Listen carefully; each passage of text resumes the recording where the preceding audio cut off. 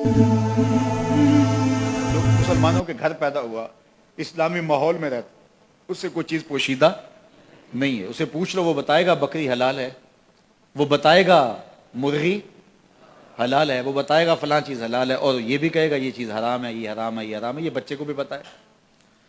تو فرمایا ان الحلال بین و ان الحرام، حلال بھی واضح اور حرام بھی واضح، اور اس کے درمیان کچھ شبہ والی چیزیں.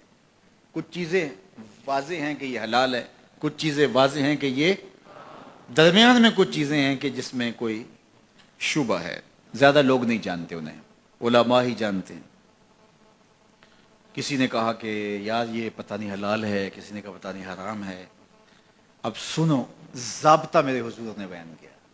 جس نے اپنے آپ کو شبہ والی چیزوں سے بچا لیا، جو شبہ والی چیزوں سے بچ گیا، اس نے اپنا دین بھی بچا لیا، اپنی عزت بھی بچا لی.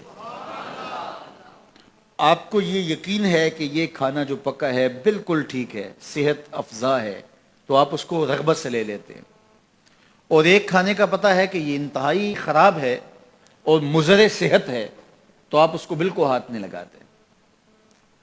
اور ایک کے بارے میں آپ کو شک ہے، پتہ نہیں صحیح ہے کہ پتہ نہیں خراب ہے، تو کبھی بھی اپنی صحت کا خیال رکھنے والا اس مشکوک کھانے کو نہیں کھائے گا. اس لیے دین کے معاملے میں بھی ایسے کرو کہ جس کے بارے میں تمہیں شک ہو اس کو چھوڑ دو، اور اس کو اختیار کرو جس کے بارے میں شک نہ ہو. اور پھر ارشاد فرمایا جو شبہ والی چیزوں میں پڑ گیا وہ حرام میں پڑ گیا. جس طرح کوئی شخص کسی چراگاہ کے گرد اپنے جانور چراتا ہے، سرسبز چراگاہ ہے، اور اس کے آس پاس اپنے جانور رکھتا ہے، تو کبھی تو کوئی بکری، کبھی تو کوئی بھیڑ، کبھی تو کوئی جانور اچانک جا کے دوسرے کی چراگاہ کے اندر منہ مار لے گی. تو پھر ضرورت ہی کیا ہے اس کے قریب جانے کی؟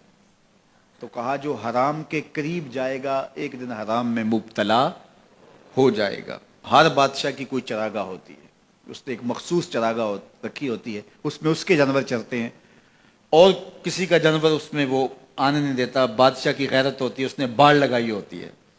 لیکن اگر کچھ چراگاہ کو عبور کر لے تو وہ بادشاہ جو ہے وہ غیرت کی وجہ سے اس جانور کو پھر چھوڑتا نہیں ہے کہ یہ میری چراگاہ میں آیا کیوں.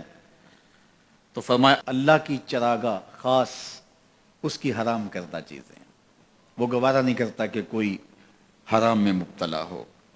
یہ ساری کہانی بیان کی حضور نے. پھر اس کے بعد حضور نے اس کو مزید خلاصے کے طور پہ مختصراً بیان فرمایا. میرے جان و دل حضور پہ قربان، کائنات میں ایسا فصیح نہیں ہوا کوئی جیسے میرے حضور فصیح ہیں. یعنی جو حدیث نور آپ نے پڑھی، اس کا ایک ایک حرف واضح ہے، ایک ایک لفظ روشنی دے رہا ہے، اور یہ منزل نواز حدیث ہے. یہ ہماری زندگی کے اندر ہمیں خیر اور شر کی پہچان کروانے والی ہے. لیکن اس کے بعد پھر میرے حضور نے اس کو دوسرے پیرائے میں بیان کیا، اور کتنا خوبصورت انداز ہے. سن لو، انسان کے جسم کے اندر گوشت کا ایک ٹکڑا ہے، جب وہ صحیح ہو جائے تو پورا جسم صحیح ہو جاتا ہے، اور جب وہ خراب ہو جائے تو پورا جسم خراب ہو جاتا ہے. الا وہی القلب، گوشت کے اس ٹکڑے کا نام دل ہے. دل اگر ٹھیک ہو گیا تو پورا جسم، اور دل خراب ہو گیا تو پورا جسم خراب ہو گیا. اس لیے وہ رومی نے کہا تھا دل بدست آور کہ حج اکبر است. دل کو قابو میں لیا، یہ حج اکبر ہے. وہاں تو پھیرے کاٹے لیکن تیرا دل کہیں اور تھا، تو کہا نہیں، دل بدست آور کہ حج اکبر است، از ہزاراں کعبہ یک دل بہتر است. کہا کہ 1000 کعبے سے ایک دل بہتر ہے. کیوں؟ کعبہ بن گاہ خلیل اطہر است. کعبہ حضرت ابراہیم کی گزرگاہ ہے، دل گزرگاہ جلیل اکبر است، اور دل رب جلیل کی گزرگاہ ہے. اور اقبال بولا خود ہی کا نشیمن تیرے دل میں ہے، خود ہی کا نشیمن تیرے دل میں ہے. اتنی بڑی کائنات چھوٹے سے دل میں کیسے آ گئی؟ اقبال نے کہا میں بات دلیل سے کر رہا ہوں. خود ہی کا نشیمن تیرے دل میں ہے، فلک جس طرح آنکھ کے تل میں ہے.